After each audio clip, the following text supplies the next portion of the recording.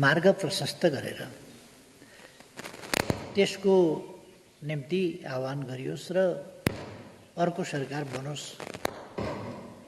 भन्ने अभिप्रायका साथ सम्माननीय राष्ट्रपतिज्यू समक्ष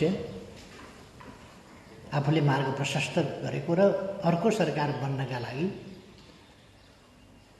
संविधानको धारा 76 को 5 बमोजिमको सरकार बन्नका लागि मार्ग प्रशस्त गरेको, बाटो खोलिदिएको भनेर सिफारिस गरेको कुरा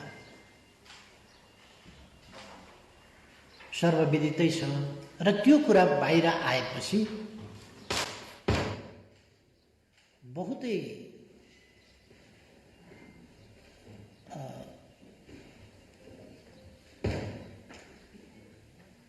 कृत्रिम नाटकीय व्याख्याहरू हुने गरेको पाइयो। मानिलियौँ यो असाध्यै नयाँ कुरो अचानक आइपुग्यो जस्तो। यदि यो नगरीय र विश्वासको मत लिएको भए विश्वासको मत प्राप्त हुँदैनथ्यो भन्ने कुरा त्यो स्पष्ट छ। त्यसको व्याख्यामा म बसिजान्छु।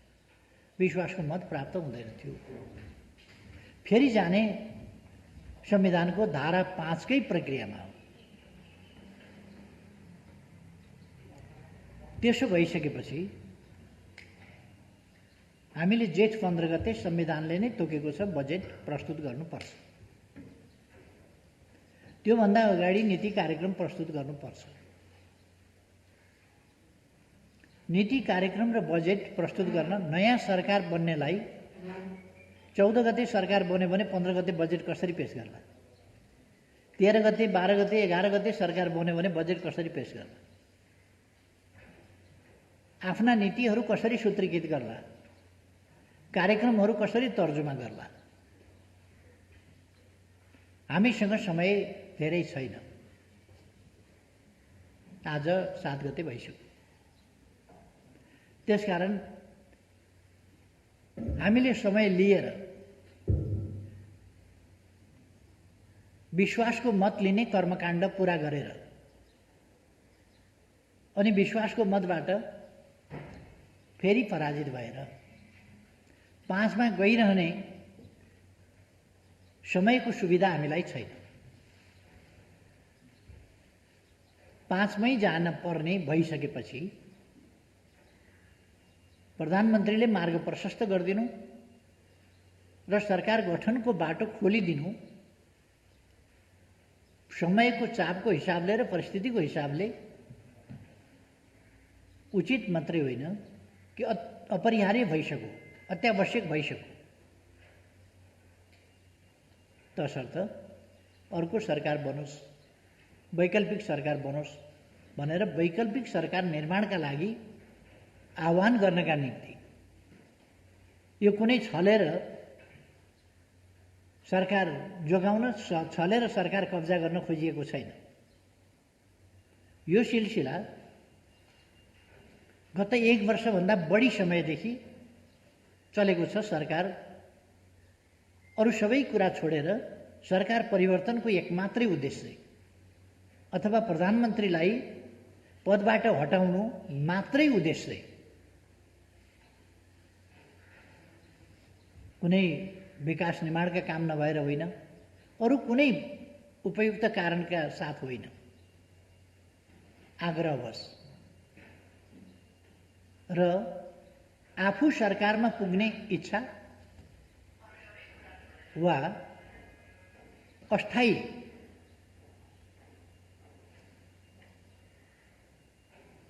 एउटा यस्तो खालको स्थितिमा पुर्याउने कि स्थायित्व छैन, अस्थायी ढङ्गले सबै कुरा चलिराखेको छ जस्तो यो त गत वर्षदेखि नै छ। जब संसद अलिक अशक्त स्थितिमै पुग्यो, नयाँ सरकार दिन सक्ने स्थिति, मैले प्रधानमन्त्रीको हैसियतमा नयाँ सरकार दिन सक्ने अवस्था देखिन। सरकार चलाउन सक्ने अवस्था पनि र खास काममा केन्द्रित हुन पाउने अवस्था पनि रहेन। त्यो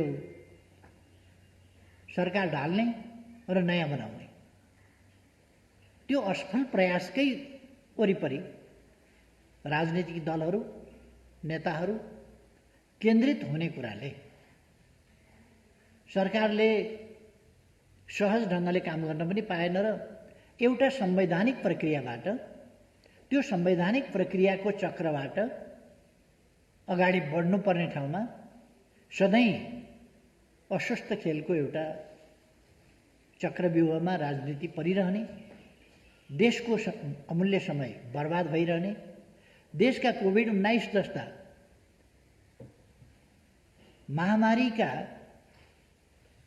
जस्ता गम्भीर समस्याबाट त्यसको सामना गर्नुपर्ने, एकजुट भएर सामना गर्नुपर्ने त छोडिदियो, सरकार आफैले पनि त्यसमा केन्द्रित हुन नपाउने र सरकारलाई अरू ढङ्गले इन्गेज गरिरहने खालका अवस्था भएपछि यहाँहरू सबैलाई थाहा छ, पुष 5 गते मैले प्रतिनिधि सभा विघटनको सिफारिस गरेको थिएँ र वैशाख 17 र 27 मा निर्वाचनको समय तोकेको थिएँ। अहिलेसम्ममा यो दौडधुप उछलकुद सबै समाप्त हुन्थ्यो र ताजा जनादेशका साथ यति बेला नयाँ सरकार बनिसकेका हुन्थ्यो र देश संविधान अनुसार सङ्घीय लोकतान्त्रिक गणतन्त्रलाई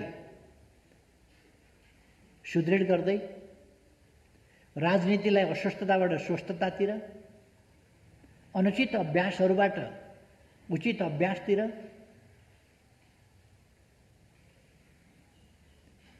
संसदीय गणितको गोटी सारे झैँ उर्तिर पर्तिरका खेलको चङ्गुलबाट राजनीति मुक्त हुने र ताजा जनादेशमा गएर जनताको मूल्याङ्कन के छ,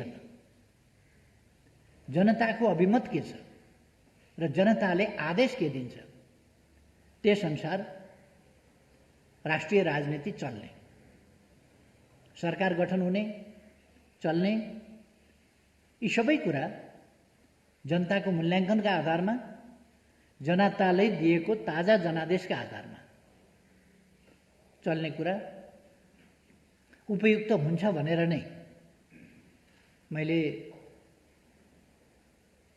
प्रतिनिधि सभा विघटनको सिफारिस गरेका थिएँ। संविधानका व्याख्या, संविधान व्याख्या नहुने चिज होइन, व्याख्या हुने चिज हो। व्याख्या गर्दा देशको राजनीतिक परिस्थिति र परिस्थितिसँग मिलाएर, परिस्थितिलाई विश्लेषण गर्ने र परिस्थितिमा पैदा भएका समस्याहरू समाधान गर्ने गरी नै संविधानको कार्यान्वयन हुने हो। त्यसअनुसार नै मैले राजनीतिक विश्लेषण, संविधान वा संवैधानिक प्रावधानहरूको सजीव व्याख्या र देशको समस्या समाधान गर्दै देशलाई अगाडि बढाउने संविधानको प्रयोजन, मर्म, भावना र व्यवस्था अनुसार नै विघटन गरे। अदालतको व्याख्या फरक रह्यो र प्रतिनिधि सभा पुनर्स्थापित भयो। त्यसबेला के भनियो भने अविश्वासको प्रस्तावबाट भाग्न,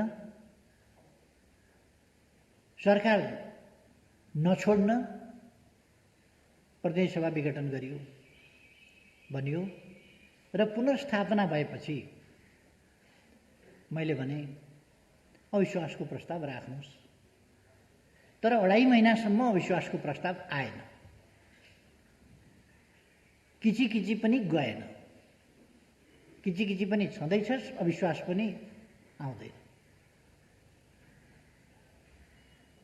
त्यस्तो अवस्थामा मैले राजीनामा माग्ने काम भइराखेको छ। संसदीय अभ्यास अनुसार, प्रक्रिया अनुसार राजीनामा माग्ने होइन, तपाईहरू अविश्वासको प्रस्ताव राख्नुहोस्, पास गर्नुहोस्, सरकार गठन गर्नुहोस् भनेर मैले आग्रह गरेँ। जुन दाबीका साथ, जुन प्रयोजनका लागि उहाँहरूले मुद्दा लड्नुभएको थियो, त्यो मुद्दा अनुसार नै गर्नुहोस् मेरो आग्रह रह्यो। तर अविश्वासको प्रस्ताव आएन 2.5 महिनासम्म। अथवा अविश्वासको प्रस्ताव ल्याएर नयाँ सरकार दिन पनि प्रतिनिधि सभा सफल रहेन। प्रतिनिधि सभालाई सफल हुन दिइएन त्यस रूपमा। आफै त प्रतिनिधि सभा रहने नरहने होइन, दल र दलका नेताहरूको व्यवहारले हुने नहुने हो। प्रतिनिधि सभालाई काम गर्न पनि नदिने, प्रतिनिधि सभालाई प्रभावकारी हुन पनि नदिने, सरकारलाई निर्वाध काम गर्न पनि नदिने र अर्को सरकार, वैकल्पिक सरकार दिनुहोस् न त भन्दा दिन पनि नसक्ने। 2.5 महिनासम्मको प्रतीक्षा र अर्को वैकल्पिक सरकार दिनुहोस् भन्ने मेरो आग्रह, त्यो सफल नभएपछि मैले विश्वासको मत मागेँ। त्यसो भए मैलाई विश्वास दिनुहोस् न त, तपाईँहरू वैकल्पिक सरकार दिन सक्नुहुन्न भने मलाई विश्वास दिनुहोस्। म तपाईँहरूसँग सल्लाह गरेर परामर्शमा सहमतिका साथ अगाडि बढ्न तयार छु। तनाव होइन राष्ट्रिय राजनीतिको। मैले यहाँहरूले मेरो मन्तव्य पनि मेरो प्रतिनिधि सभामा मैले विश्वासको मत किन दिनुहोस् भनेर माग्दा बोलेका कुराहरू पनि यहाँहरूलाई याद होला। मैले भने राष्ट्रिय राजनीतिलाई यति बेला, जति बेला हामी कोभिडको मारबाट पनि अगाडि आक्रान्त भइराखेका छौँ, त्यस्तोमा यस्तो परिस्थितिमा वैकल्पिक सरकार बन्न सकेन, बन्न सक्दैन भने मलाई समर्थन दिनुहोस्। मैले विश्वासको मत मागेँ। विश्वासको मत नदिनका लागि राष्ट्रिय राजनीतिमा यस्तो फोहोरी घिनलाग्दो चक्रव्यूह, यो महाभारतकालीन चक्रव्यूहमा नीति विधि तोडेर, युद्धका नियमहरू तोडेर, आचार संहिता तोडेर, मर्यादाहरू तोडेर, इमान जमान छोडेर घेराबन्दी गरेर अभिमन्युको हत्या भएको थियो। यसपल्ट विश्वासको मत नपुगोस् भन्नका लागि दलहरूभित्रै विग्रह, दलहरूको मर्यादा, दलहरूको अनुशासन, दलीय अनुशासन, लोकतान्त्रिक मूल्य मान्यता पनि छोडेर दलभित्रैबाट समेत तपाईँ सोच्न सक्नुहुन्छ 27 जना मान्छे गुटगत हिसाबले, अनुशासनहीन ढङ्गले, लोकतान्त्रिक मूल्य मान्यता विपरीत अनुपस्थित हुने र सरकार डाल्ने खेलमा दलभित्रैबाट विपक्षीसँग मिल्ने र विपक्षीसँग मिलेर सरकार ढाल्न खोज्ने खालका प्रयासहरूलाई लोकतन्त्रमा के भनिन्छ? के यी प्रयासहरू स्वस्थ प्रयास हुन सक्छन्? लोकतान्त्रिक मूल्य मान्यता अनुसारका हुन सक्छन्? यी प्रयासहरू, यस्ता प्रयासहरू कुनै पनि हिसाबले नैतिक हुन सक्छन्? त्यस्तो होइन। त्यहाँसम्मका प्रयास भए। अरू त अरू, अन्तर्ध्वंस मचाउनेदेखि लिएर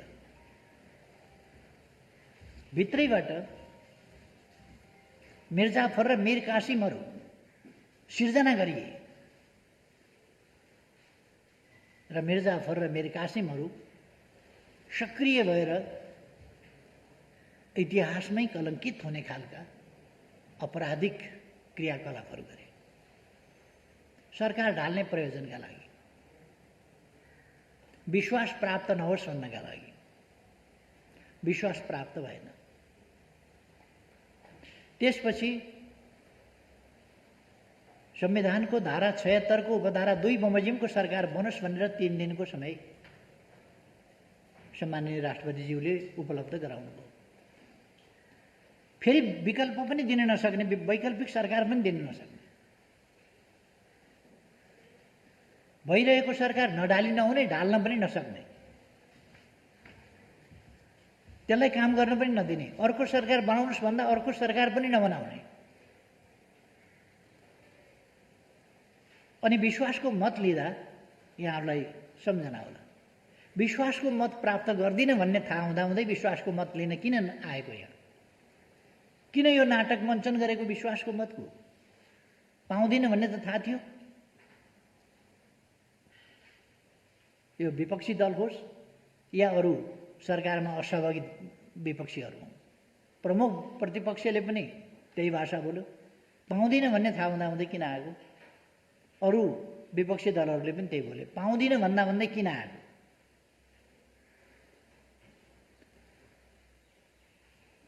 प्रमुख प्रतिपक्ष बाहेकका दलहरूले के भने, तपाईले यो संसदमा विश्वासको मत लिन नैतिक हिसाबले पनि आउन मिल्दैन। अब 76-2 को सरकार पनि बनेन। मैले चाहेर होइन, संविधानले मलाई फेरि प्रधानमन्त्री, अब कसैलाई मन नपर्नु, कसैलाई रिस उठ्नु, कसैलाई बढी त्यो अप्रिय कुरा लाग्नु बेग्लै कुरा हो, तर संविधानले त्यही भन्छ, 76-2 अनुसारको सरकार बनेन भने 3 को बनाऊ। 3 को सरकार बनाए, 1 महिना समय छ, 1 महिनाभित्र विश्वासको मत लिन सकिन्छ। तर मलाई थाहा छ अस्ति भर्खर अविश्वासको प्रस्ताव राख्न सक्ने अवस्थामा विपक्षी राजनीतिक दलहरू छैनन्। त्यो 2.5 महिनाको अभ्यासबाट देखियो। अविश्वास राख्नका लागि संसद फिर्ता पाऊँ भनेको, प्रतिनिधि सभा फिर्ता पाऊँ भनेको अविश्वास राख्ने स्थिति भएन। त्यसपछि विश्वासको मत मैले प्राप्त गर्न सक्ने स्थिति भएन। विश्वासको मत नदिएर सरकार ढाल्नलाई व्हिप उल्लङ्घन गर्ने, आदेशको पालना नगर्ने, दलीय मर्यादा, लोकतन्त्रको आधारभूत मूल्य मान्यता समेतको धज्जी उडाएर अनुपस्थित बस्ने सम्मका अलोकतान्त्रिक हरकतहरू संसदभित्र पसाइए, लोकतन्त्रभित्र पसाइए, लोकतन्त्रको हुर्मत लिने काम गरिए। यो एउटा सरकारको मात्रै प्रश्न होइन, लोकतन्त्रको प्रणालीको प्रश्न हो र प्रणालीको हुर्मत लिने काम भयो। विश्वासको मत आएन, विश्वासको मत पाउने स्थिति छैन, 2 को सरकार पनि बनेन। अब 3 अनुसारको सरकारले फेरि समय विश्वासको मत पाउन्न भन्ने थाहा हुँदाहुँदै, साथीहरूले अस्ति गरेका बहस जस्तै विश्वासको मत पाउँदिन भन्ने थाहा पाउँदै विश्वासको मत पर्खिएर यसरी समयले चापेको बेला नीति कार्यक्रम बजेट, अरूभन्दा पनि बजेट जेठ 15 गते त ल्याउनै पर्छ सरकारले। त्यसकारण वैकल्पिक सरकार बन्ने अवसर दिने हो भने तत्काल दिन जरुरी छ। यो त कसैको अधिकार खोजेको कुरा त होइन नि। मैले भने मार्ग प्रशस्त गरिदिएको छु, मैले मार्ग प्रशस्त गरेको छु। अर्को सरकार बनाउनका लागि वैकल्पिक सरकार बनाउन आह्वान गर्ने, समय दिने काम सम्माननीय राष्ट्रपतिज्यूबाट होस्।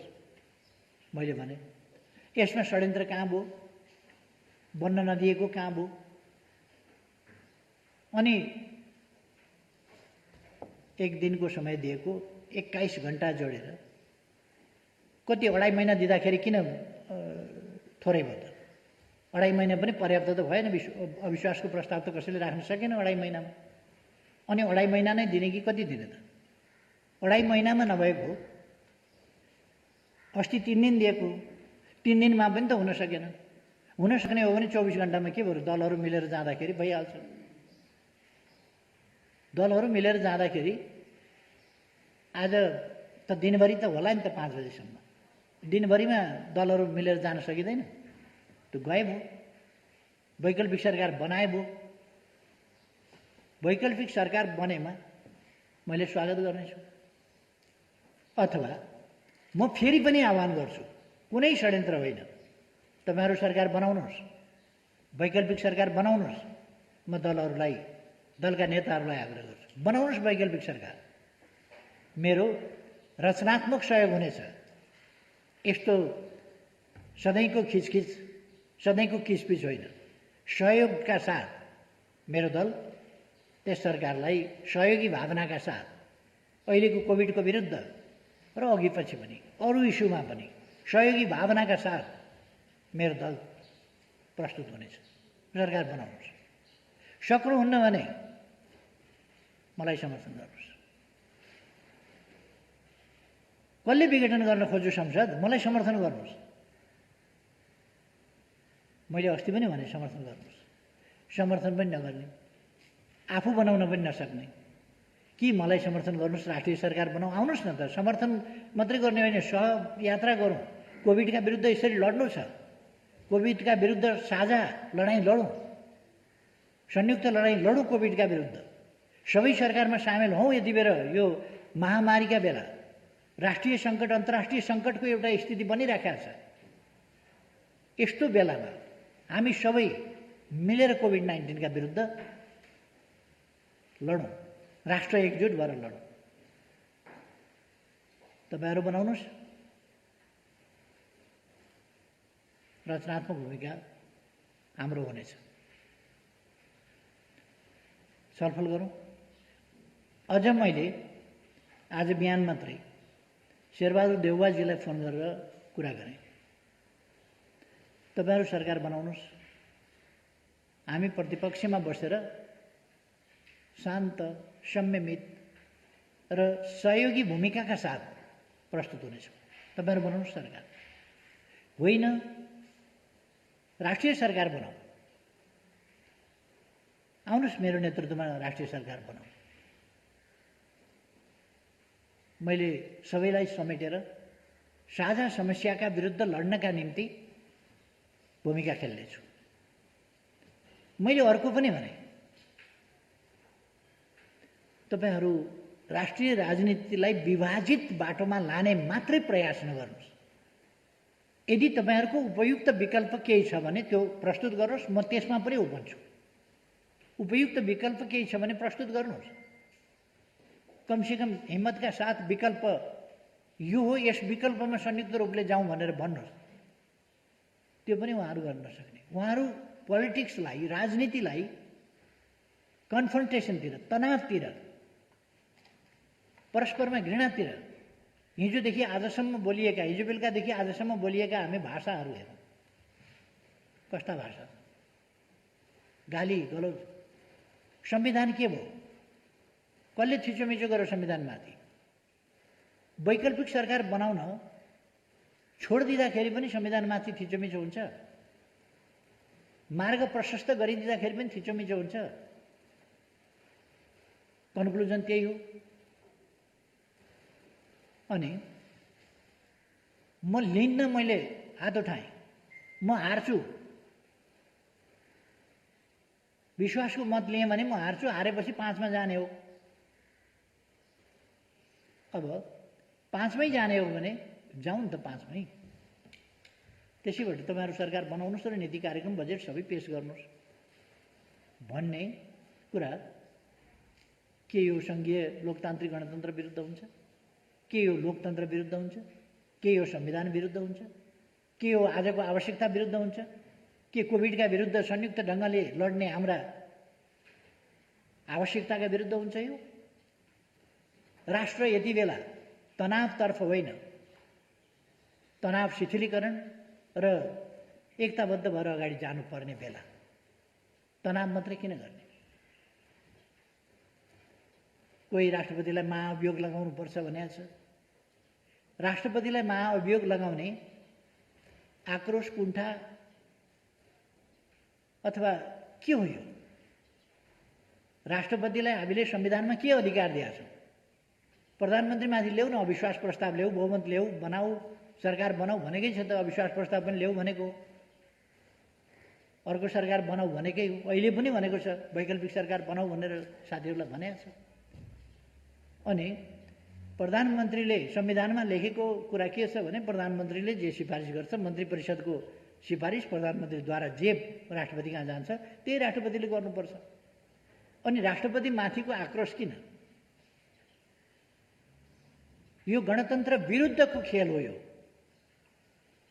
राष्ट्रपतिको विरुद्ध गणतान्त्रिक संस्था, गणतान्त्रिक प्रणाली र गणतन्त्रको सर्वोच्च संस्था, गणतन्त्रको प्रतीक हो राष्ट्रपति। राजतन्त्रको प्रतीक हुन्छ राजा, गणतन्त्रको प्रतीक हुन्छ राष्ट्रपति। राष्ट्रपति राजतन्त्रमा हुँदैन, राजा गणतन्त्रमा हुँदैन। त्यस अवस्थामा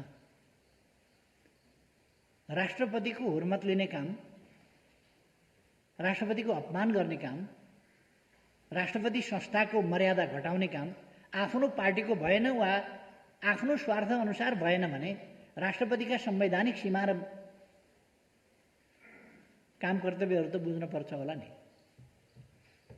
अर्को, हामी कस्तो सभ्य असभ्य के समाज निर्माण गर्न खोजिरहेका छौँ? हामीले सभ्य समाज निर्माण गर्नु पर्दैन।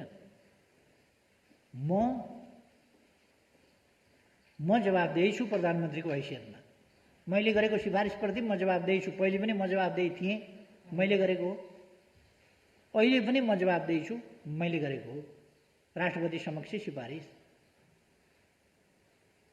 र यहाँ संविधानको व्याख्या गर्ने स्वतन्त्र न्यायपालिका होला। पहिले पनि संविधानको व्याख्या गरेको देखिएको छ। वैकल्पिक सरकारका लागि मार्ग प्रशस्त गरेर सरकार बनाउनुहोस् भन्दा कसरी वैकल्पिक सरकारको बाटो थुनेको हो र छिकेको हो र? यो बाटो खोलिदिएको छ। अहिलेको सरकारका विरोधीहरूलाई एकजुट भएर यो सरकारलाई विस्थापित गर्ने बाटो खोलिदिएको छ। गर्नुहोस्, एकजुट भएर विस्थापित गर्ने बाटो खोलिदिएको छ नि, त्यो गर्नुहोस्। मैले भने अर्को सरकारलाई, वैकल्पिक सरकारलाई हाम्रो रचनात्मक सहयोग हुनेछ। हामी त्यस सरकारप्रति असहिष्णु अथवा त्यसलाई कुनै ढङ्गले नकारात्मक ढङ्गले हेर्दैनौँ। यो संवैधानिक प्रक्रिया हो। यो लोकतन्त्रमा यस्तो हुन्छ। किन यस्तो आवेश उत्तेजनाको राजनीतिमा साथीहरू जानुहुन्छ, दलहरू जानुहुन्छ, नेताहरू जानुहुन्छ? प्रतिगमन देख्नुहुन्छ भने जस्तो भएन भने प्रतिगमन।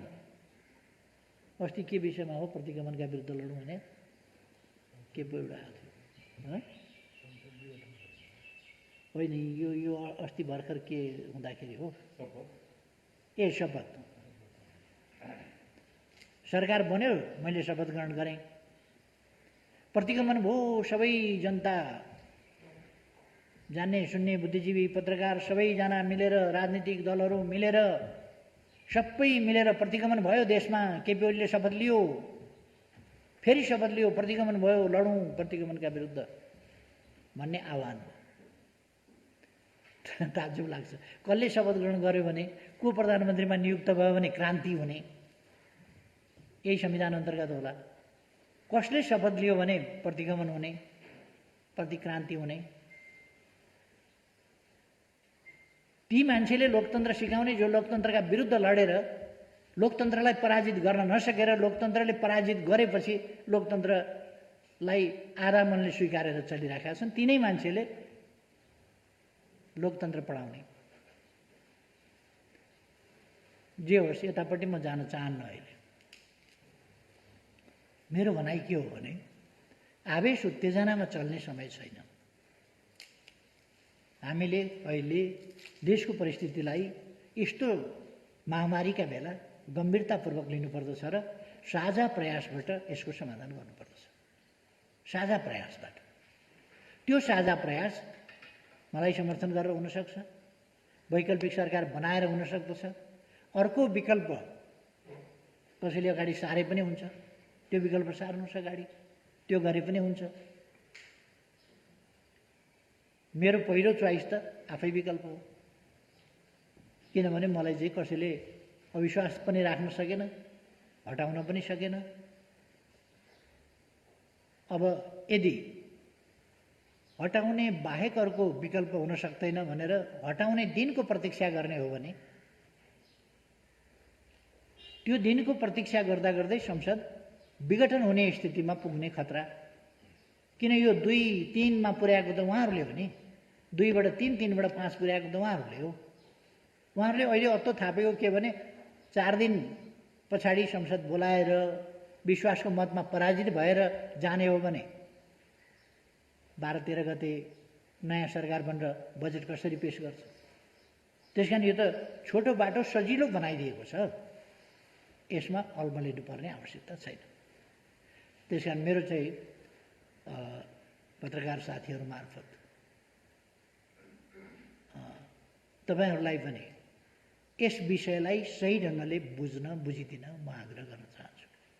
यसमा कुनै देशको हितभन्दा परतिर संविधानको मर्म र भावना, अक्षर र व्यवस्था प्रबन्धभन्दा परतिर केही पनि छैन र यसमा हामी सबै एकजुट भएर देश लाग्नुपर्ने अवस्था छ भनेर मैले फेरि जोड दिन खोजेँ। आज 5 बजेसम्मको समय छ। कसैले वैकल्पिक सरकार दियो भने ठिक छ। म त अहिले पनि भन्छु, कृपया आउनुहोस्, राष्ट्रिय सरकार बनाऊ, सहमतिको सरकार बनाऊ र सहमतिका साथ अगाडि बढौँ। सहमतिका साथ कोभिड-19 जस्ता कुराहरूको सामना गरौँ र देशलाई विकासको बाटोमा अगाडि लैजाउँ। लोकतन्त्रलाई स्वस्थ ढङ्गले सुदृढ गर्दै अगाडि जाउँ। अस्वस्थताको बाटोबाट लोकतन्त्र भनेको एउटा स्वस्थताको प्रणाली हो। लोकतन्त्र भनेको अत्तो थाप्ने प्रणाली होइन, सही कुरामा चल्ने प्रणाली हो। त्यसकारण तथ्य सत्यमा आधारित भएर अगाडि बढौँ, स्वस्थताका साथ अगाडि बढौँ, लोकतन्त्रलाई सुदृढ गरौँ। यही कुरा मैले भन्न खोजेको हुँ। फेरि एकपल्ट दोहोऱ्याएर भन्न चाहन्छु, राष्ट्रिय सहमति कायम गरौँ, सहमतिको सरकार बनाएर अगाडि जाउँ, सहमतिका साथ राष्ट्रिय समस्या समाधान गरौँ। यही मेरो आग्रह। धन्यवाद छ। अब साथीहरूका जिज्ञासाहरू पनि म सोध्छु।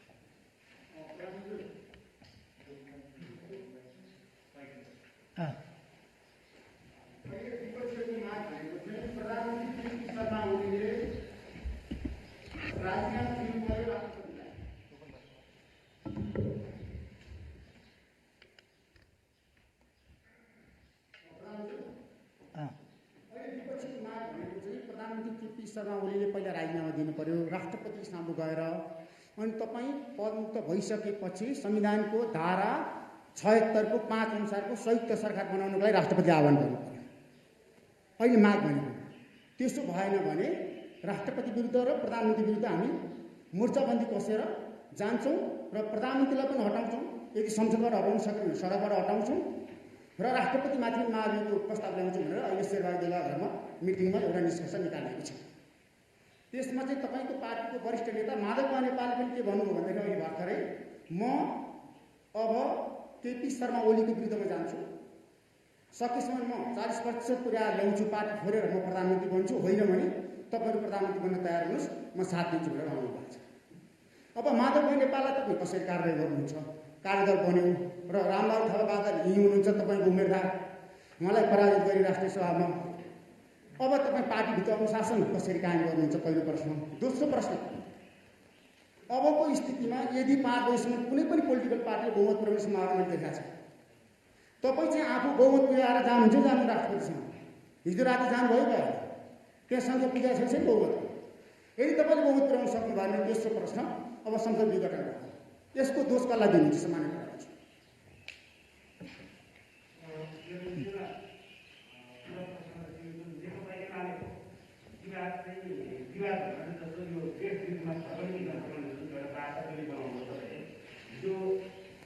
निर्वाचन राष्ट्रिय सभाको उपनिर्वाचनपछि अब यो राष्ट्रपतिको अस्तित्व कायमै छ कि अब उनीहरूमा आफ्नै पक्षसँग तपाईँ लिएरै रहनुहुन्छ कि अब प्रक्रिया कुन हो? त्यस प्रश्न राख्नुहुन्छ।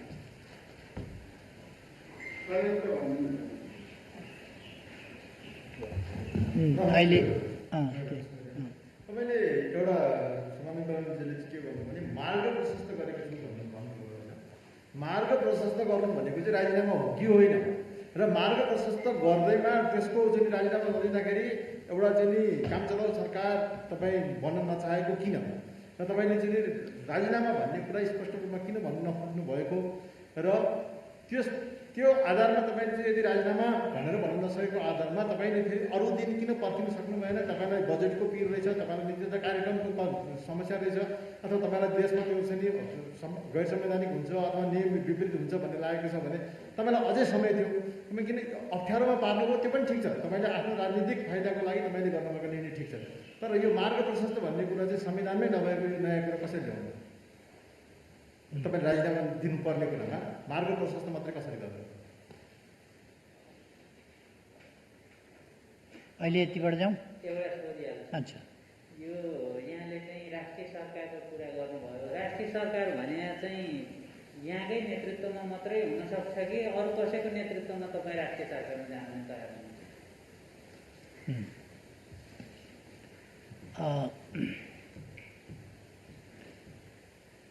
चारवटा प्रश्न आए। चारवटा प्रश्नमा अरू 2-3वटा प्रश्न पनि मिसिएको छ जस्तो लाग्छ।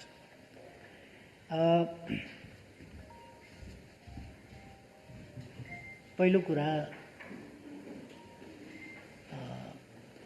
मातृकाजीको प्रश्नबाट जाउँ कि जस्तो लाग्यो मलाई। एउटा जेठ 2 गते फर्किने या नेकपा एमाले भित्रको समस्या कसरी समाधान गर्ने भन्ने, एमाले भित्रको समस्या यो राष्ट्रिय चासो सरकारको विषय हुनुपर्ने थिएन यदि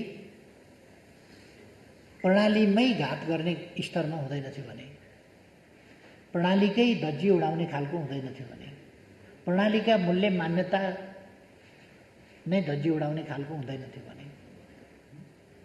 र यो त कस्तो हो भने सामान्य एउटा इस्युको कुरा होइन। कर्णालीमा फ्लोर क्रस गराई, संसदीय व्यवस्थामा फ्लोर क्रस गर्ने कुरा लोकतन्त्रमा अस्वाभाविक, असाधारण, अनैतिक र अपराधपूर्ण मानिन्छ, दण्डनीय मानिन्छ दलीय हिसाबले। कर्णालीमा त्यही हो। त्यसै गरी रामबहादुरजी यहीँ हुनुहुन्छ, पार्टीले उहाँलाई उम्मेदवार बनायो र हाम्रै पार्टीभित्रका केही मानिसहरू विपक्षीहरूसँग मिलेर साँठगाँठ गरेर त्यो साँठगाँठको अगुवाईकर्ता भएर स्वतन्त्र व्यक्तिको रूपमा एउटा पार्टी कार्यकर्तालाई बागी विद्रोही बनाएर पदको प्रलोभनमा उसलाई पनि इमान आदर्शबाट च्युत गराएर, यो नेताहरूले गराउनु हुने काम होइन। कार्यकर्तालाई प्रलोभन दिएर, पदको प्रलोभन देखाएर आदर्श च्युत गराउने यो अत्यन्तै अनैतिक काम, त्यो गराएर आफ्नो पार्टीको क्यान्डिडेटलाई हराएर, त्यो आफ्नै इनिसिएसनमा हराएको छ, अरूलाई पनि समेट्ने काम त्यहीँबाट भएको छ। र समानान्तर कमिटीहरू बनाउनेदेखि लिएर पार्टीको कसरी ध्वस्त गर्न सकिन्छ, पार्टीका सांसदहरूलाई अनुपस्थित गराएर सरकार ढाल्ने प्रयास सबैले देखाएको छ। केपी ओली अलिकति कतै मन पर्दैन भने कसैलाई मन पर्दैन होला, तर पनि यो कुरा अनुपस्थित गराउने कुरा, सङ्गठित ढङ्गले अनुपस्थित गराउने कुरा लोकतान्त्रिक प्रणाली र आचरण अनुसार भएन भन्ने कुरा त लोकतन्त्र मान्ने मान्छेले त भन्नुपर्छ होला। भन्नुपर्ने विषय होइन र यो? कसैले भन्नुपर्ने, कसैले भन्न नहुने विषय हो र? एउटा स्ट्यान्डर्ड त राख्नु पर्ला नि, एउटा मापन त हुनु पर्ला नि। त्यो कुनै मापक नहुने, कुनै स्ट्यान्डर्ड नहुने र लोकतन्त्र भनेको छाडातन्त्र, अराजकतन्त्र त्यो त होइन। लोकतन्त्र भनेको त एउटा अनुशासित, व्यवस्थित प्रणाली हो। लोकतन्त्र भनेको कानुनको राजमा चल्ने प्रणाली हो, त्यसलाई धज्जी उडाउने काम। यसको समाधान हामी गर्छौँ र पार्टी तपाईँले सोधे जस्तै पार्टी अनुशासनहीन र अराजकतामा पार्टी चल्दैन। त्यसकारण पार्टीलाई अनुशासनहीनता र अराजकताको यो फोहोरी खेल मैदान जस्तोबाट एउटा सिद्धान्त आधारित, सिद्धान्तनिष्ठ, गन्तव्यनिष्ठ, सङ्गठित, अनुशासित, सक्रिय संस्थाको रूपमा विकास गर्नुपर्छ। त्यो काम नेकपा एमाले गर्नेछ भन्ने कुरा म जानकारी गराउन चाहन्छु। दोस्रो, सर्वोच्च अदालतको फागुन 23 गतेको फैसलाले अर्कोको नाममा पहिले जेठ 3 गते पार्टी दर्ता गर्दा भइरहेको अर्काको नाममा दर्ता गरिएछ। अर्काको नाममा दर्ता भएपछि नाम जुदाएर दर्ता गर्न कानुनले मिल्दैन। नमिलेपछि दर्ता खारेज भयो। फागुन 23 गतेको फैसलाले दर्ता खारेज भयो। दर्ता खारेज भएपछि पार्टीहरू दर्ता पूर्वको स्थितिमा फर्किए। सर्वोच्च अदालतले पार्टी फुटाइदियो भन्ने कुरा होइन, दर्ता पूर्वको त्यो। किन दर्ता चाहिँ सदर हुन सकेन, अर्काको नाममा भएको हुनाले सदर नभएपछि दर्ता पूर्वको स्थितिमा फर्किए। दर्ता पूर्वको स्थितिमा फर्किएपछि अदालतले भन्यो, निर्वाचन आयोगलाई आदेश दियो कि फेरि अरूसँग नजुदाइकन नयाँ नाम लिएर आउने समय देऊ। निर्वाचन आयोगले 15 दिनभित्र नयाँ नामका साथ दर्ता गर्न आऊ, पुनः दर्ता गर्न आऊ भन्यो। त्यसपछि मैले सर्वोच्च अदालतले दर्ता खारेज गरेको हुनाले पुनः दर्ता गर्नु पर्यो। पुनः दर्ता गर्न जाने कि नजाने कमसेकम हामी सल्लाहसँगले गरौँ। मैले प्रचण्डजीलाई फोन गरेँ। तपाईँहरू सबैलाई थाहा छ, प्रचण्डजीले मेरो फोनको धज्जी उडाएको, माखौल उडाएको तपाईँहरूलाई थाहा छ। मलाई उनसँग भेट्न कुरा गर्न मन छैन भनेको। जब भेट्न कुरा गर्न मन छैन, टेलिफोन गरेर कुरा गरौँ, भेटौँ भन्दाखेरि त्यसलाई माखौल उडाइन्छ भने फेरि नयाँ नामका साथ दर्ता गर्न जाने मूढ मनस्थिति के रहेछ? कसैले दर्ता गर्न जाने प्रयास गरेको तपाईँहरूले देख्नुभयो? मैले प्रचण्डजीलाई फोन गरेको, मैले माधवजीलाई फोन गरेको, मैले माधवजीलाई भेटेको, प्रचण्डजीलाई भेट्न चाहेको, पटक पटक भेट्न चाहेको। आजसम्म पनि, आज पनि, अघि पनि मैले प्रचण्डजीलाई फेरि फोन गरेँ। प्रचण्डजीबाट फोन आउने गरेको छैन, मैले नै गर्ने गरेको छु। किनभने म प्रधानमन्त्री पनि हुँ, म प्रमुख पार्टीको अध्यक्ष पनि हुँ। त्यसकारण मैले नै गर्नुपर्छ भनेर मैले आजसम्म पनि लगातार गरेकै छु फोन। र त्यति बेला पनि मैले 15 दिनको समय हामीलाई निर्वाचन आयोगले दिएको छ भने हामी जाने हो कि होइन? जाने हो भने के नाम लिएर जाने? कसरी फेरि हामी एकजुट हुने? एकीकृत हामी कसरी हुन्छौँ त? हिजो त एउटा बेग्लै परिस्थिति देखा पर्यो। पार्टी कब्जा गर्ने, निकाल्ने, अध्यक्षबाट हटाउने, दलको नेताबाट हटाउने, साधारण सदस्यताबाट समेत हटाउने। त्यो त मौका मिल्दा त ती सबै तमासा त देखिए। तर 23 गतेको दर्ता बदरले, अर्काका नाममा दर्ता भएको हुनाले, दर्ता बदर हुनाले त्यो स्थितिबाट फर्कियो। उहाँहरूले त मेरो त पार्टी सदस्यता पनि,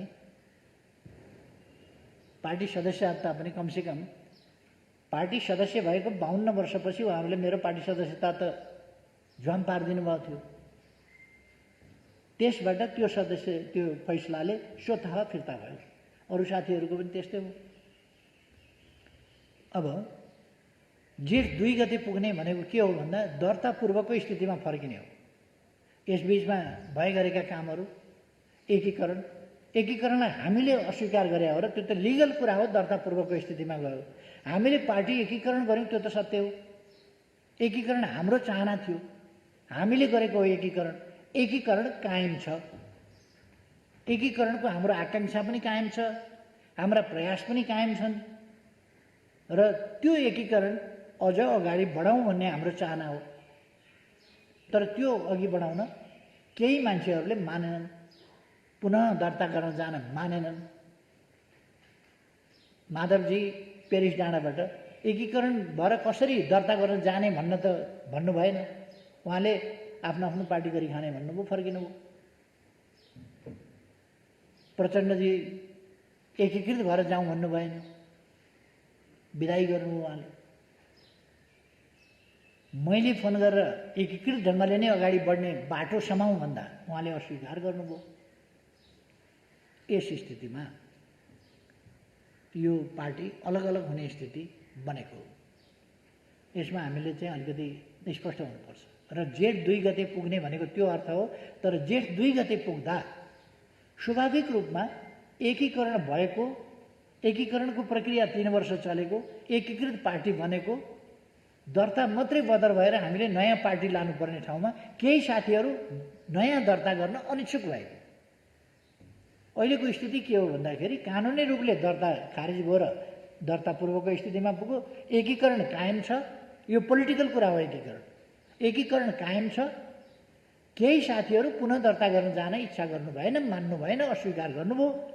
त्यसकारण पुनः दर्ता माओवादी केन्द्र र एमाले पुनः दर्ता गर्न जाने स्थिति भएन। त्यसो भएपछि अलग अलग नाममा पार्टी बसे, तर एकीकरण कायमै रह्यो। जो दर्ता गर्न जान मन्जुर थियो एक्लै जाने कुरा भएन। एक्लै जान त मिलेन। एक्लै जान नमिलेको हुनाले दर्ता गर्न जाने कुरा भएन। संयुक्त रूपमा उहाँहरू मान्नु भएन र दर्ता पूर्वको स्थितिमा फर्किँदा माओवादी केन्द्र र एमाले भयो। एकीकरण सहित हामीले एमाले नाम मन्जुर गर्नु पर्यो। किन नयाँ नाममा त दर्ता हुन जाने कुरा भएन, पुरानै नाममा फर्कियो। नयाँमा नगएपछि एमाले नै नाम भयो। तर यो हाम्रो एकीकृतै पार्टी हो, एकीकरण सहितको पार्टी हो र राजनीतिक रूपमा हामी एकीकृत छौँ। दर्ता पूर्वको स्थिति त्यो हो। त्यसलाई अस्वीकार गर्न सकिँदैन। त्यो एकीकरणबाट आएका साथीहरू जो त्यसरी आए एकीकृत छन्, एकीकरण छँदैछ। त्यसकारण कोही पनि एकीकृत भएका साथीहरू पूर्व माओवादी केन्द्रमा फर्किएन, एकीकृत पार्टीमै बसे। अवस्था त्यो हो। त्यसकारण यसमा इन्गेज गर्ने कि नगर्ने भन्ने कुरा होइन। हामीले पोलिटिकल्ली गरेको एकीकरण कायम छ, एकीकरणै हो। नाम एमाले भयो, किनभने अर्को नाम लिएर दर्ता गर्न जान अर्को पार्टी मानेन। त्यसपछि हामीले नाम अर्को फेरिरहनु पर्ने आवश्यकता भएन। पहिलेकै जुन थियो त्यही भयो। यसमा म त्यो स्पष्ट गर्न चाहन्छु। र हाम्रो इन्गेज गर्ने कुरा होइन। हामीले समस्या समाधान गर्न खोजेका हौँ, तर उहाँहरूको समस्या समाधान गर्ने मनसाय नदेखिएर हिजोसम्म पनि चरम अलोकतान्त्रिक, अनैतिक, अनुशासनहीन काम हिजो मात्रै पनि गर्नुभएको छ। यसप्रति हामी उहाँहरूसँग यसको हिसाब किताब त गर्नैपर्छ, गर्नेछौँ। अब उहाँले उठाउनु भएको थियो 5मा जान चाहिँ राजीनामा गर्नै पर्छ भनेर संविधानले कहाँ लेखेको छ? राजीनामा गरेर मात्रै जान पाइन्छ भन्ने राजीनामा त कुरै छैन त्यहाँ। कुरो के छ भने विश्वासको मत ल्याऊ भन्ने छ। विश्वासको मत लिँदा त्यही स्वाभाविक ढङ्गले त्यहाँ पुग्ने हो। विश्वासको मत लिए सर मैले छोडिदिएँ भनेपछि यसमा हलो अड्काउने गोरु पड्काउने चाहिँ किन पर्यो? विश्वासको मत आएन, विश्वासको मत आउँदैन थियो, आएन, मैले छोडिदिएँ। मैले विश्वासको मत पाइनँ, चाहिएन। अनि विश्वासको मत के, विश्वासको मत पाएन भनेर फेरि एकपल्ट विश्वासको मत पाएन भन्ने कुराको रेकर्ड दर्ज गराउने मनसाय वा त्योभन्दा बाहिर त केही पनि हुँदैन। के हुन्छ र? तात्विक अन्तर के छ? त्यसले के कसैको मैले राजीनामा गरेर गए पनि 5मा पुग्ने हो, मार्ग प्रशस्त गरेर गए पनि 5मा पुग्ने हो, यसै गए पनि अब 5मा जाउँ भने पनि 5मा पुग्ने हो। त्यसले सबैका लागि अप्सन खुला गरिदिया हो। त्यसकारण यो यसमा न्यु बनाएको आदि इत्यादि कुरा त होइन। त्यसर्थ यो एकदमै स्वाभाविक कुरा हो र राजीनामा गरेर जानुपर्छ भन्ने कतै संवैधानिक व्यवस्था होइन, छैन। यदि विश्वासको मत लिन चाहेन भने के गर्ने? मैले चाहिनँ, विश्वासको मत लिन आवश्यक ठानिनँ, मैले ह्यान्डसअप गर्ने के गर्ने? संविधानमा छैन भने विकल्पमा जाने। विकल्प रोक्नु हुँदैन, विकल्प रोकिएको छैन। अब धमलाजीले उठाउनु भएको कुरा छ, के पोइन्ट थियो अरे?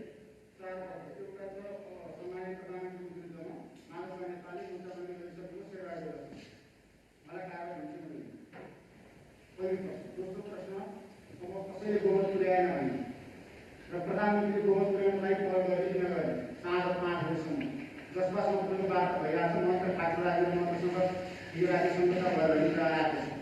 उहाँलाई सरकारमा लिएर तपाईँ फेरि पनि गोमतकै सरकार बनाउने कि मुलुकलाई चुनावमा लिएर जाने?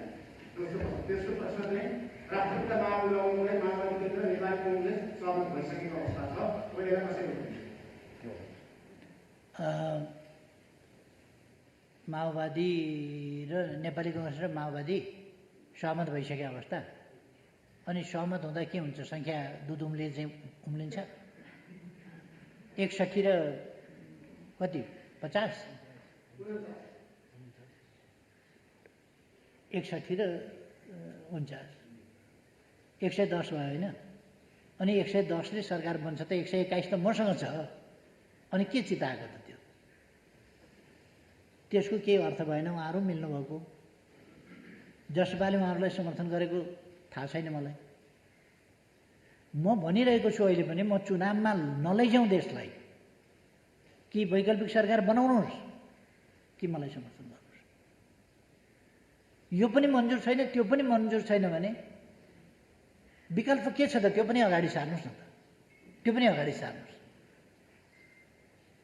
अनि उहाँहरूले मलाई लखेट्ने, उहाँहरूले मलाई लखेट्ने, लखेटेको लखेटै गर्ने, अनि मैले किस्तीमा लगेर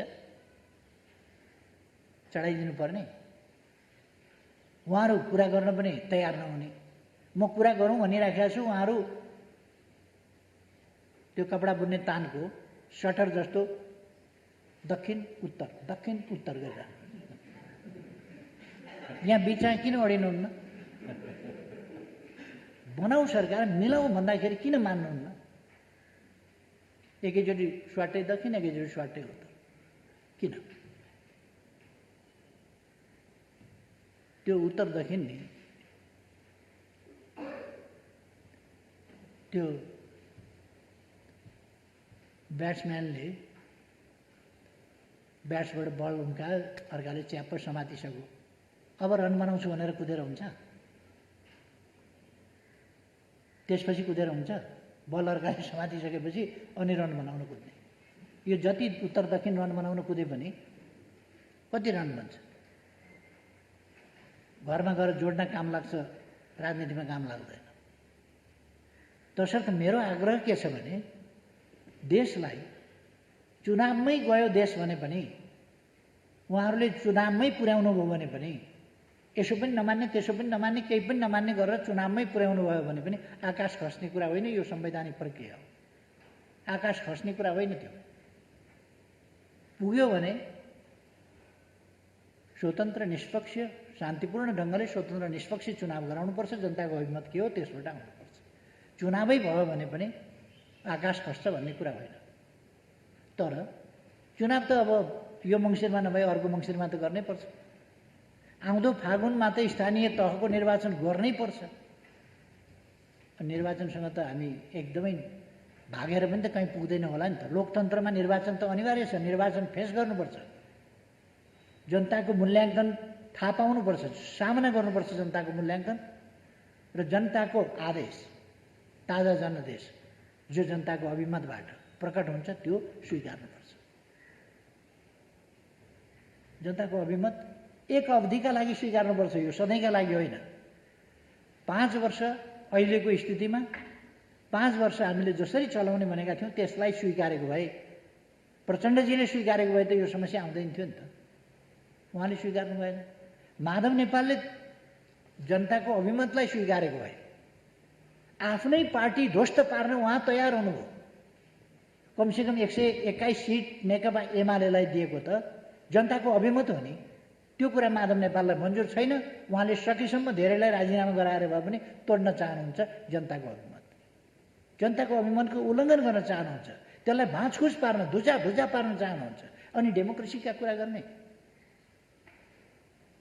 बिहानै बेलुकै कोटेश्वर धाएर नेकपा एमाले फुटाउन उद्योग गर्नुहुन्छ अनि लोकतन्त्रका कुरा गर्ने, अस्थिरताको खेती गर्ने अनि फेरि लोकतन्त्रका कुरा गर्ने, यी कुराहरू शोभनीय हुन सक्दैनन्।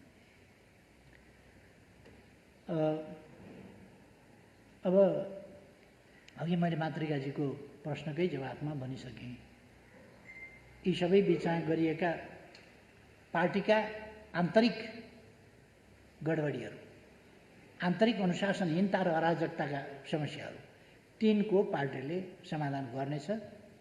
त्यो त पार्टीले, कमिटीले बसेर छलफल गरेर, उहाँहरूसँगै पनि छलफल गरेर सच्चिन सुध्रिन तयार हुनुहुन्छ भने मौका दिएर त्यसरी काम गरिनेछ, तर समस्याहरू समाधान गरिनेछ। अर्को कुरा, नेकपा एमाले देशको प्रमुख राजनीतिक पार्टी,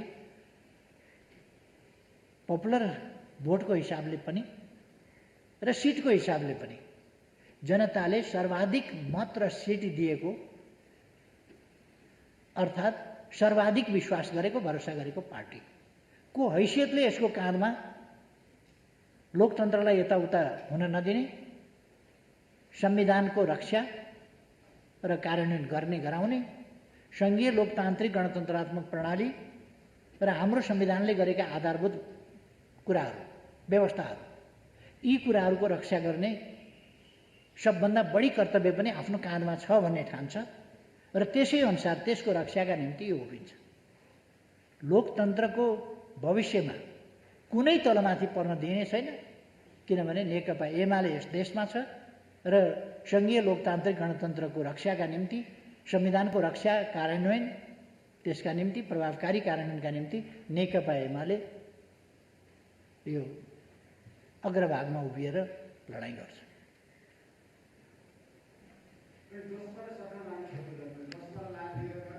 अहिले मैले सबैलाई आउनुहोस् भनिराखेको छु, जसपा मात्रै होइन त सबैलाई सरकारमा आउनुहोस् भनेको छु। यो छ अमितजी, यस प्लिज।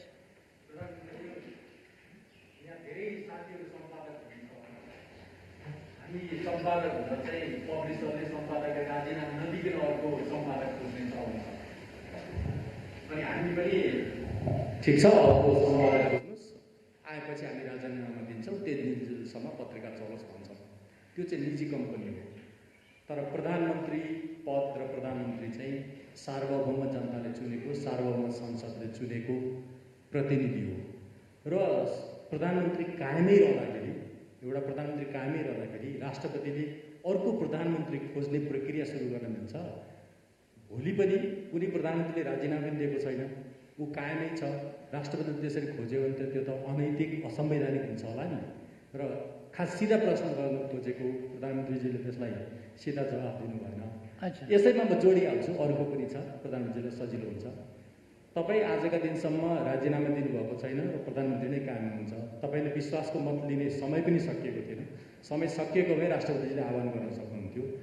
अब तपाईँ ऋषिजीले सोध्नुभयो, त्यसको पनि उत्तर नआएर मैले यसैमा खप्ट्याएको। तपाईँ भरे 5 बजेसम्म तपाईँको नेतृत्वमा फेरि अर्को सरकार बनाउन भनेर दाबी गर्नुहुन्छ कि हुन्न? तपाईँ प्रधानमन्त्री अलरेडी हुनुहुन्छ, म फेरि प्रधानमन्त्री बन्नु पऱ्यो भनेर दाबी लिएर जानुहुन्छ कि जानुहुन्न? पहिलो प्रश्नमा चाहिँ के छ भने नि, यो निजी कम्पनी जस्तो सजिलो प्रोभाइडरको, लगानीकर्ताको, कम्पनीका मालिकको हातमा हुने जस्तो कुरा होइन। यो देश र जनताका हातमा संविधान सम्मत ढङ्गले रहेको अधिकारको कुरा। यही कुरा अस्ति मलाई कसैले किन सोधेन, मैले विश्वासको मत प्राप्त गरेँ, के अरे गरिनँ, विश्वासको मत प्राप्त गरिनँ, मैले राजीनामा दिइनँ, म प्रधानमन्त्रीमा त कायमै थिएँ। प्रधानमन्त्री छँदै थिएँ, विश्वासको मतले मलाई मुक्त गर्यो। अविश्वास के अरे विश्वासको मत प्राप्त नभएपछि मुक्त गर्यो। मैले राजीनामा त गरिनँ। अहिले मैले इच्छा गरिनँ, म मुक्त भएँ, राजीनामा त गरेको छैन। राजीनामा गर्नुपर्ने व्यवस्था पनि छैन र त्यसपछि 2 को सरकार बनाउने कोसिस भयो, 2 को सरकार बनेन, मैले राजीनामा गरिनँ, फेरि नियुक्त भएँ। राजीनामा गरेकै छैन मैले, म प्रधानमन्त्रीमा कायमै छु, कायमै हुँदाहुँदै नियुक्त भएँ। अर्को प्रधानमन्त्रीले शपथ ग्रहण गरेका बखत वास्तवमा प्रधानमन्त्री कामबाट मुक्त हुन्छ। अहिले त्यस्तै हो स्थिति। अर्को प्रधानमन्त्री नबन्दासम्म, भरे 5 बजेसम्म अथवा 5 बजे अगाडि नै बन्यो भने अर्को प्रधानमन्त्री बन्दासम्म म प्रधानमन्त्रीकै रूपमा कामकाज गरिरहन्छु। तर अर्को प्रधानमन्त्री बन्न बाटो खोलेको छ। त्यो त मैले नै ह्यान्डसअप गरेर खोलेको छु नि त। त्यसरी खोल्न पाइँदैन भन्ने संवैधानिक व्यवस्था छैन। यदि मलाई सरकार चलाउन मन छ भने मैले विश्वासको मतमा जानुपर्छ। मन छ भने म दिक्क भइसकेँ सरकार चलाउन, मन छैन, किन विश्वासको मत मागिरहन्छु? मनै छैन मलाई त, विश्वास चाहिएकै छैन त। अर्को सरकारमा जाउँ, अर्को वैकल्पिक सरकार बनाऊ, त्यसका लागि त बाटो खोलेकै छ। सम्माननीय राष्ट्रपतिजीले मिलेन भनेर कुनै आह्वान त रोक्नु भएको छैन। उहाँले खोलिदिनु भयो बाटो, आह्वान गर्नुभयो, आऊ सरकार बनाऊ। त्यो सबैलाई अवसर छ। प्रतिनिधि सभाको सदस्य हरेक प्रतिनिधि सभा सदस्यलाई भरपर्दो आधार प्रस्तुत गर्ने अधिकार छ।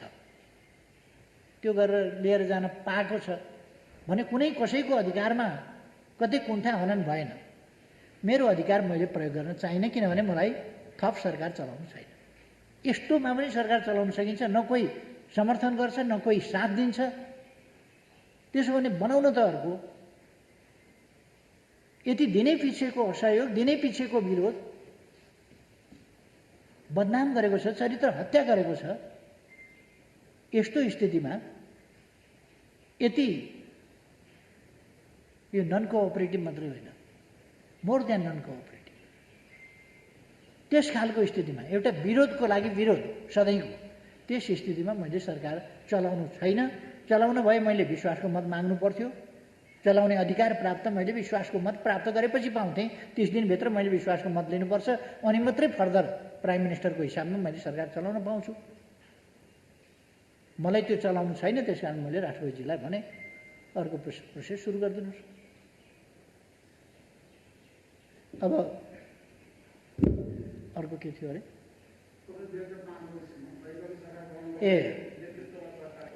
म दाबी गर्ने प्रयासमा छु, किनभने मलाई अरूले समर्थन गरौँ र अरूको समर्थनमा, किन मेरो 121ले त बहुमत पुग्दैन, बहुमत नपुर्याइकन दाबी हुँदैन। प्रतिनिधि सभा सदस्यको हिसाबमा मैले दाबी गर्न सक्छु। अहिलेसम्म चाहेर नचाहेर, अनुपस्थित भएर, जे गरेर, बाहिर जे भने पनि मसँग 121 को स्ट्रेन्थ छ, अथवा मतभार भन्ने चलन छ नि, मसँग 121 मतभार छ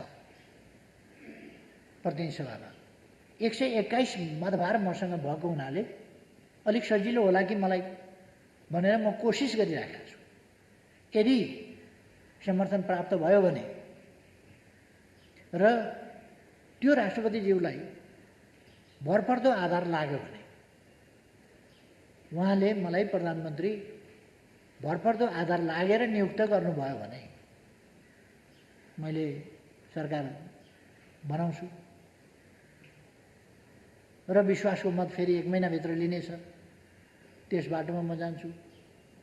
1 महिनाभित्र फेरि कसैले विश्वासको मत दिएन भने अनि विघटन गर्यो भनेर आरोप लगाउन पाइने छैन। अब विश्वासको मत नदिने अनि चुनावमा गयो भन्न त पाइने छैन। त्यो त स्वाभाविक रूपमा जान्छ।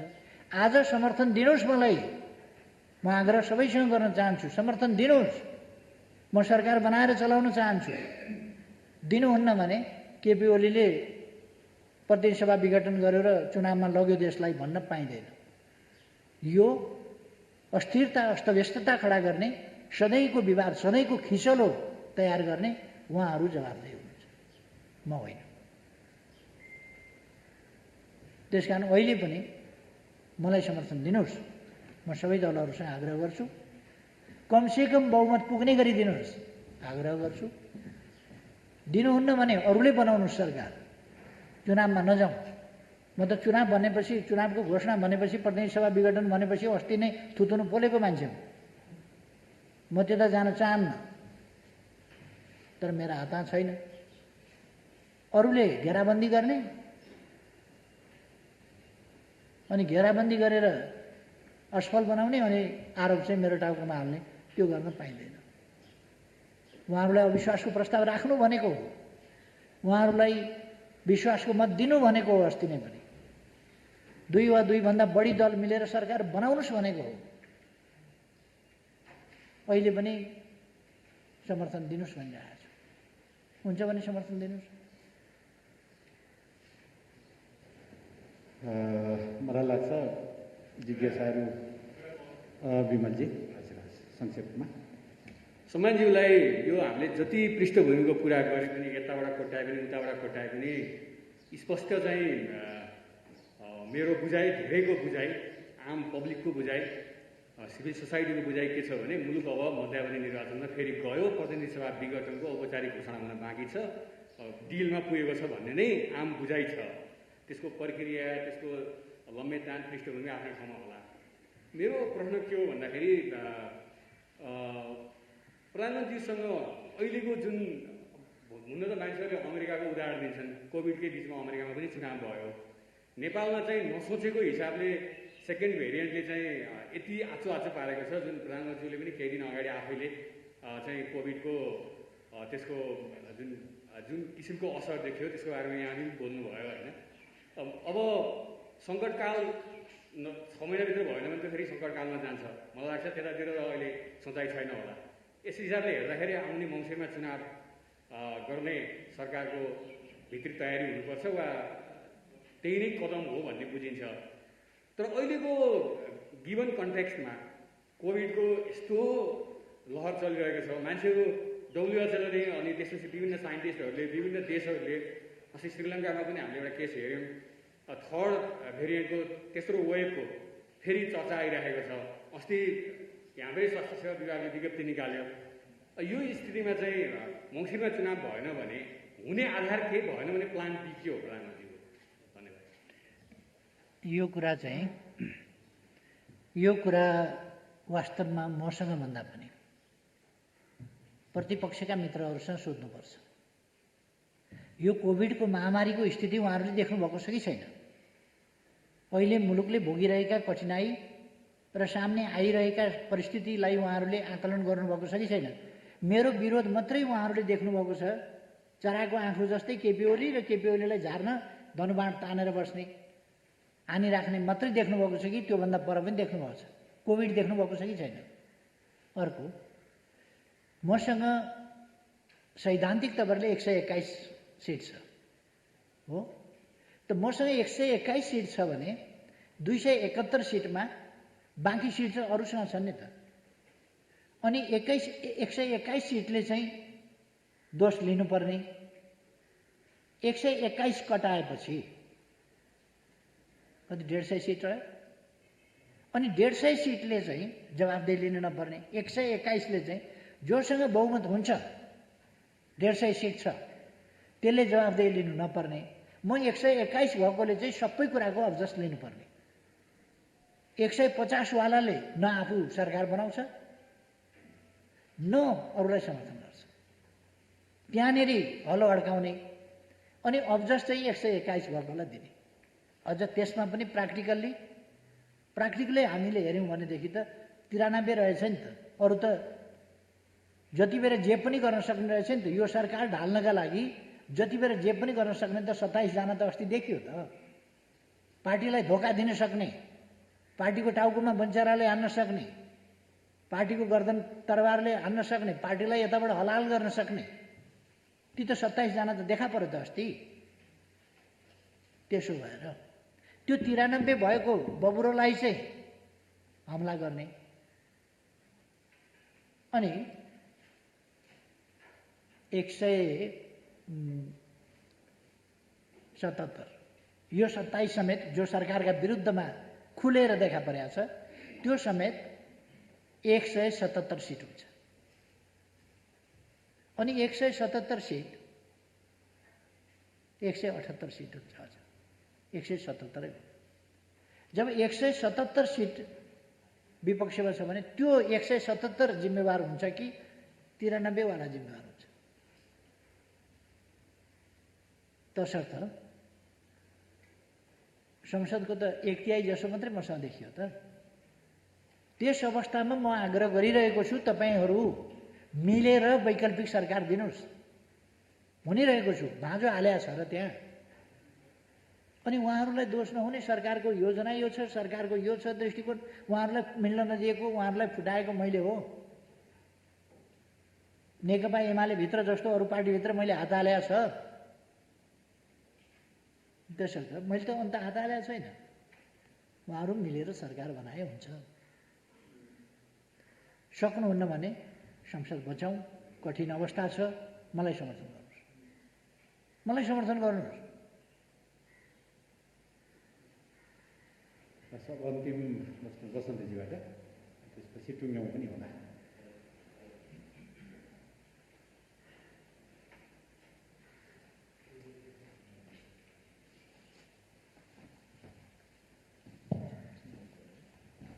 सम्माननीय प्रधानमन्त्रीज्यू एकदमै छोटो सूचनामा आइयो। शुक्रबारको दिन अलि प्रेजेन्टेबल जस्तो भइएन सम्माननीय प्रधानमन्त्रीज्यूको अगाडि तर छोटोमै सूचना आउँछ प्रायः यहाँबाट आउँदाखेरि। तपाईँले विमलजीलाई दिनुभएको जवाफमा प्रश्न थियो र त्यो प्रश्नमा अर्को प्रश्न चाहिँ विपक्षी दलहरूलाई सोध्नुपर्छ यो कुरा भनेर भन्नुभएको छ। चुनावको विषय तपाईँले भन्नुभएको मितिमा चुनाव भएको हुन्थ्यो तपाईँको योजनाअनुसार चुनाव भएको हुन्थ्यो भने चाहिँ वैशाख 17 या 27मा चुनाव भएको हुन्थ्यो र कोभिडको एकदमै मारामार भएको बेलामा एकदमै खतरनाक स्थितिमा त्यो चुनाव हुने रहेछ। कति घातक समय रहेछ। अहिले त हामी पछाडिबाट हेर्न सकिने हो नि त समय बितिसकेपछि। त्यसैले पनि संविधानले निर्दिष्ट गरेको 5 वर्षको समय पुरा गर्नु अहिले हामीलाई यो जनस्वास्थ्यको कोणबाट पनि झन् महत्त्वपूर्ण भयो यो कुरा। तर किन यसलाई चाहिँ सिधा या घुमाउरो बाटोबाट त्यतैतिर लैजाने काम हुँदैछ एउटा जिज्ञासा यो अझै पनि बाँकी रह्यो। विमलजीले सोधेको अझै बाँकी रह्यो। अर्को चाहिँ तपाईँको मनमा भित्र कतै अब त लागेको हुनुपर्ने हो कि त्यो जब अदालतले पनि फैसला गरिसक्यो पुस 5 गते मैले संसद विघटन गरेको काम चाहिँ राजनैतिक हिसाबले पनि अनुपयुक्त संवैधानिक हिसाबले पनि गलत थियो भन्ने कुरा तपाईँले अब कन्जम्सनको लागि भन्दा त भन्नुहुन्छ होला तर एक्लै बसेको बेला तपाईँलाई कतै लागेको छ कि छैन यहाँ चाहिँ अलिकति बेठिक भयो संविधान मिचियो यहाँ भन्ने कुरा तपाईँलाई कतै लागेको छ कि छैन यो मलाई जान्ने जिज्ञासा छ। अर्को चाहिँ यो अहिलेको कोभिडको विषयसँग सम्बन्धित विषय छ कि अहिले भर्खरै उपप्रधानमन्त्रीज्यू निस्किनु भयो कि सिसिएमसीको तर्फबाट जुन समन्वयहरू हुनुपर्ने हो यो एकदमै कमजोर भयो भन्ने आलोचनाहरू यस अगाडि पनि थिए तर योपल्ट बढी भइरहेको छ। यो कुरामा कतिको जानकार हुनुहुन्छ? परराष्ट्र मन्त्रीज्यू यहीँनिर हुनुहुन्छ। अस्ति भर्खरै मात्रै केही देशका राजदूतहरूसँग कूटनीतिज्ञहरूसँग उहाँले एकलौटी ढङ्गले कुराहरू बढाउँदाखेरि यहाँको विभागीय हिसाबले पनि परराष्ट्र मन्त्रालयलाई बाइपास गरियो छलियो भन्ने कोणबाट आलोचनाहरू भएका छन्। मेरो जानकारीले के भन्छ भने प्रधानमन्त्रीज्यूका पनि यी असन्तुष्टिहरू आइपुगेका छन्। यसको बारेमा के भन्नुहुन्छ? र जनताको अहिलेको पहिलो चासो चाहिँ खोपमा छ। खोपको विषय के छ? किनभने हाम्रो जानकारीले के भन्छ भने उत्तरी छिमेकीसँग जसको खोप बढी रिलायबल हो भन्ने बारेमा पनि कुराहरू आएका थिए तर त्यतातिर तपाईँहरूले कुनै पहल नै गर्नुभएको छैन भन्ने छ। र दक्षिणको छिमेकी जो आफै एकदमै ठुलो पेन्डेमिकको महामारीमा छ तर तपाईँहरूको जोड चाहिँ त्यतैतिर बढ्ता छ भन्ने ढङ्गले एकदम गुनासोहरू भइरहेको छ। यी 4वटा मेरा जिज्ञासाहरू चाहिँ समाधान गरिदिनु अनुरोध छ।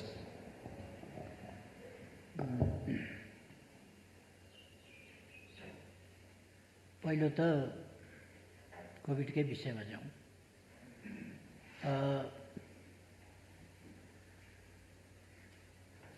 यस्तो बेलामा चुनाव गरिरहनु वाञ्छनीय होइन। तर अहिले तपाईँले हेर्नुभयो भने एउटा राष्ट्रको समय भनेको एक दिन पनि एकछिन पनि मूल्यवान हुन्छ। राष्ट्रको समय, त्यो राष्ट्रको समय चाहिँ त्यस्तो मूल्यवान समय यस्ता अनावश्यक र अनुचित कुराहरूमा खर्च भइरहेको छ। आज पनि हामी यहाँ जे काममा लाग्न पर्थ्यो यति बेला त्यसबाट समय निकालेर यहाँ हामी छलफल गर्नु परिरहेको छ पोलिटिक्सको बारेमा। किनभने पोलिटिक्स न अगाडि बढ्न सक्ने न अडिन सक्ने त्यस्तो खालको स्थितिमा छ।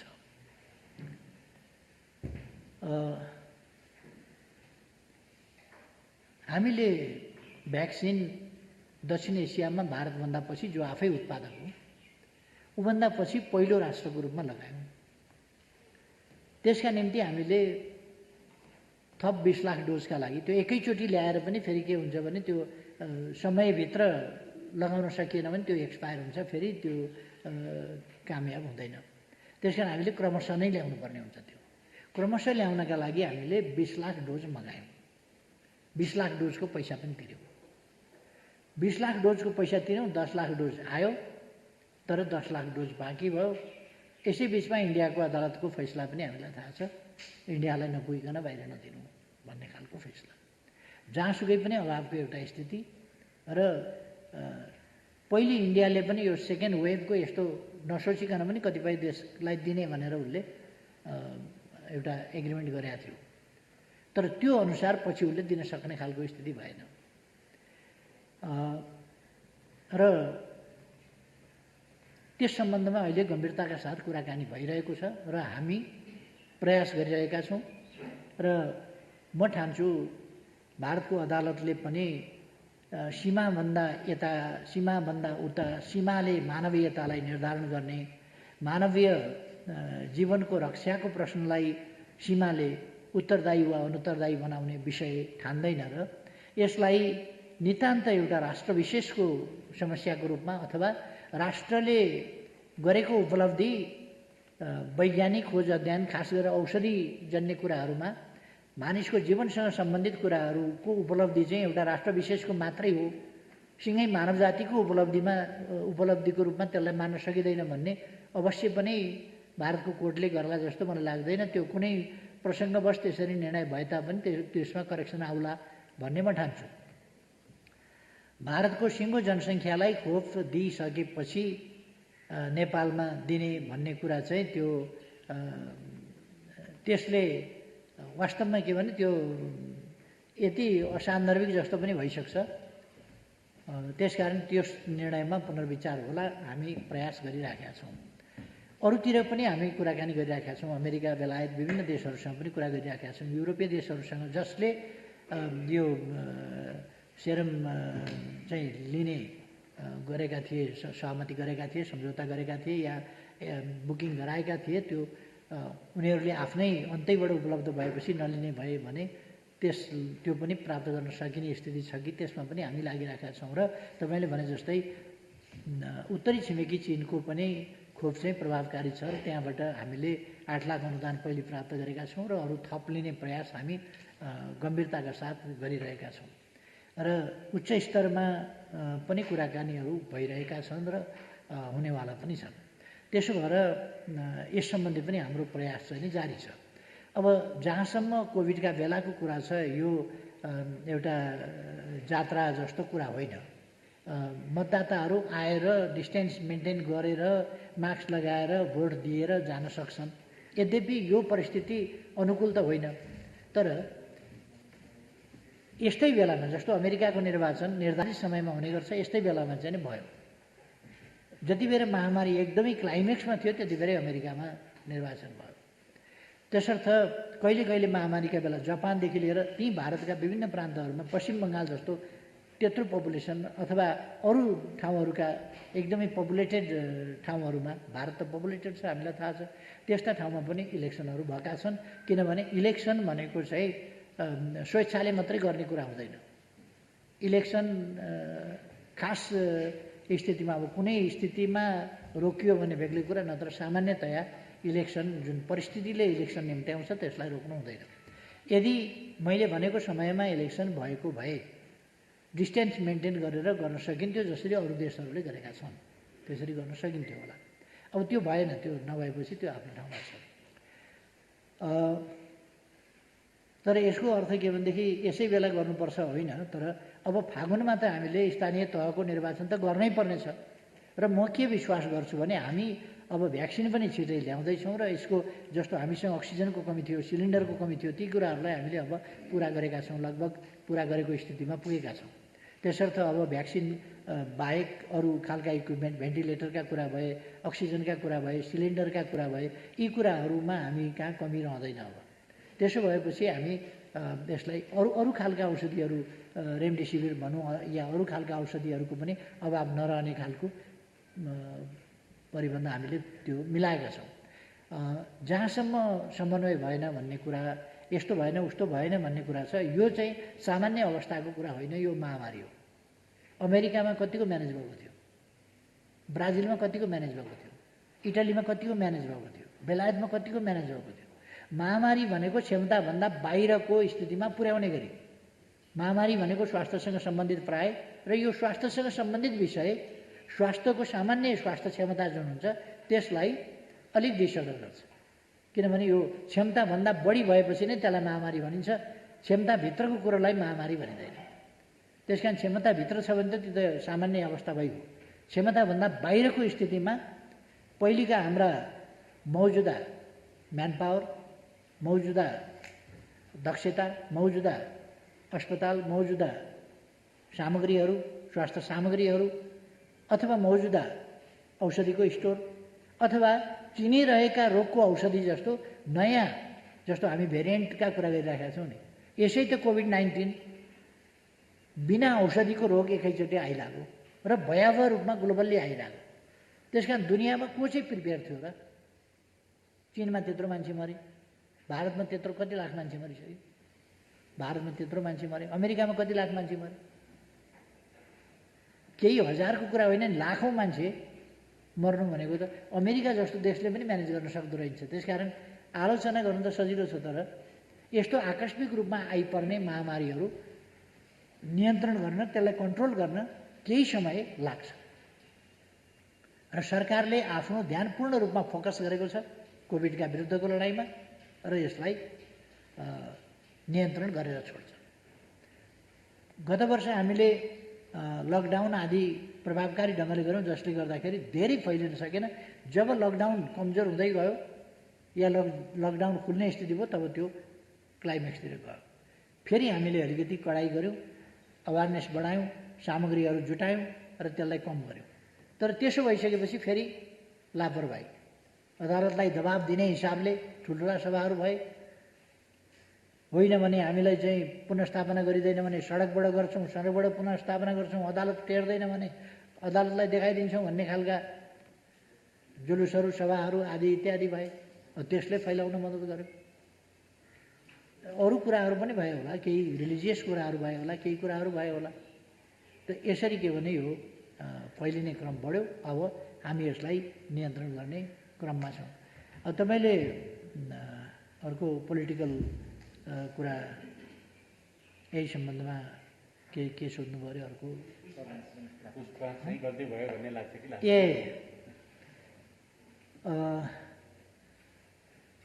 अदालतले भनेको मान्नुपर्छ, अदालतको फैसला मान्नुपर्छ र कार्यान्वयन गर्नुपर्छ। हाम्रा राज्यका तीनटा प्रमुख अङ्गहरू, तीनटा अङ्ग छन्, व्यवस्थापिका, कार्यपालिका र न्यायपालिका। सबै आफ्ना ठाउँमा आफ्नो आफ्नो ढङ्गले आफ्नो कर्तव्य पुरा गर्न स्वतन्त्र छन्, काम गर्छन् त्यसले। त्यसो भएर एउटाको कामलाई अर्कोले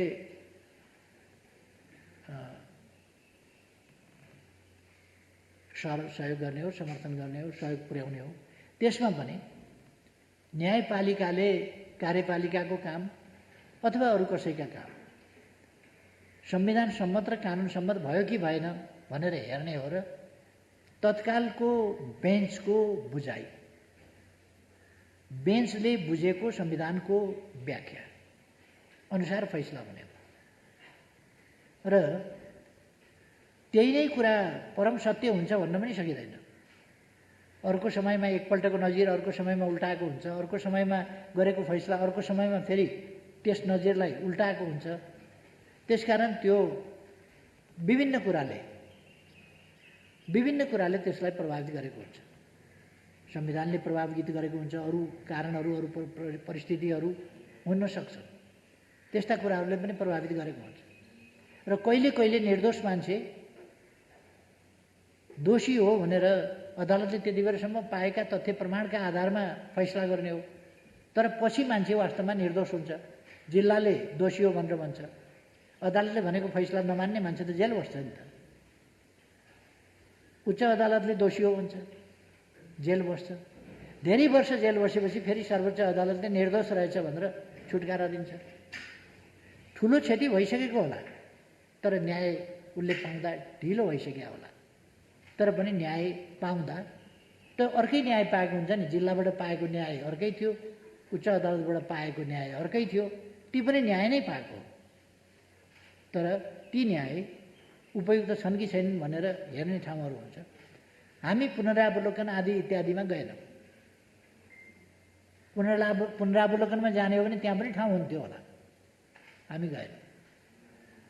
हामी जे भए पनि राजनीतिमा झै झगडाको बाटो, मुद्दा मामिलाको बाटो, झगडिया तरिका हामी अवलम्बन गर्दैनौँ।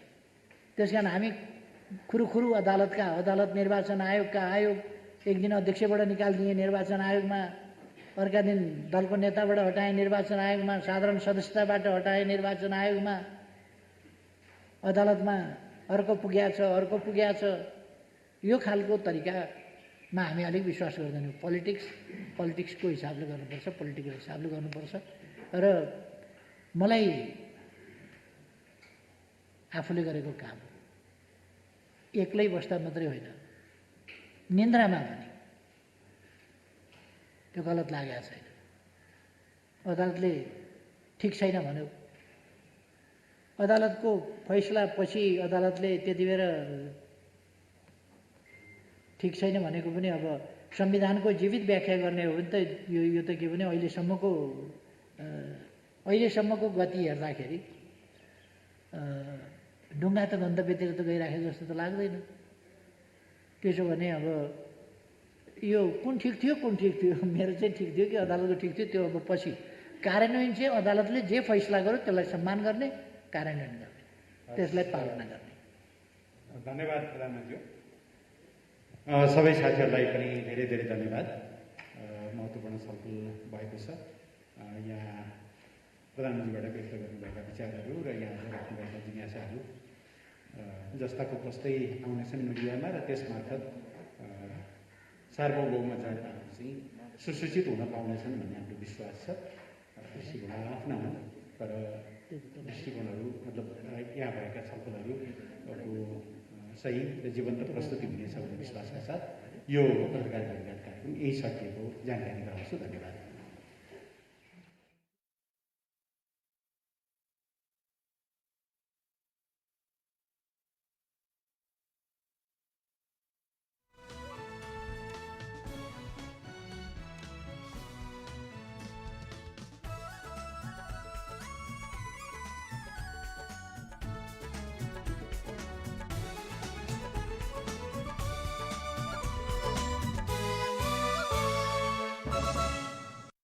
नमस्कार, म डाक्टर अमित जोशी। म चाहिँ बीएनबी हस्पिटल एकेबी सेन्टरको हाड जोड्नी तथा आर्थ्रोस्कोपी विशेषज्ञ। मेरो विशेषज्ञता चाहिँ खेलकुद सम्बन्धी भएको हुना